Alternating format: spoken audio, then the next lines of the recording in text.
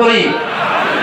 প্রধান অতিথি ইতিমধ্যে এসেছেন, আমরা ওনার গুরুত্বপূর্ণ বক্তব্য। অর্থনীতিতে দেখেন এমন অর্থনৈতিক ব্যবস্থা গড়ে তোলা, মাত্র 2000 মানুষ যদি শহীদের বিনিময় ফ্যাসিস্টকে দেশ থেকে তাড়াতে পারি, মাত্র কয়েক হাজার মানুষের যদি পঙ্গুত্বের মাধ্যমে, অন্ধত্বের মাধ্যমে, এতরাজ হওয়ার মাধ্যমে ওই শেখ হাসিনাকে দেশ থেকে তাড়াতে পারি, তাহলে ইনশাআল্লাহ বুনিয়াদ মাসুস হিসাবে আমরা যদি দাঁড়িয়ে যাই, তাহলে বাংলাদেশ আমাদের সামনে কোনো চাঁদাবাজ থাকতে পারবে না, দাঁড়াতে পারবে না।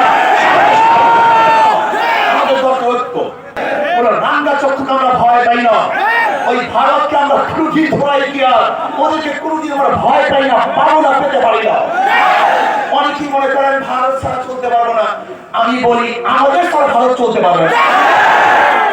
অনেকে বলেন আমরা ভারতের পেটের মধ্যে, আমি বলি আমাদের পেটের মধ্যে ভারত।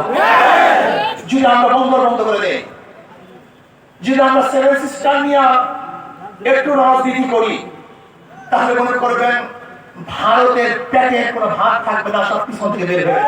টানা সপ্তমবারের মতো বেস্ট টিস্যু পেপার ব্র্যান্ড হিসেবে স্বীকৃতি পেয়েছে বসুন্ধরা টিস্যু। মুশরিকদের মোকাবেলা করতে হবে।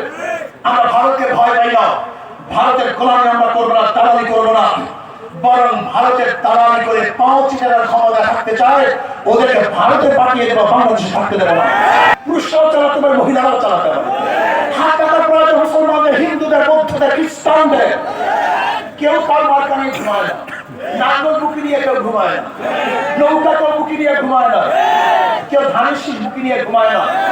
হাত পাখা একটা বুকি যেটা মানুষ ঘুমের সময় বুকের মধ্যে রাখে।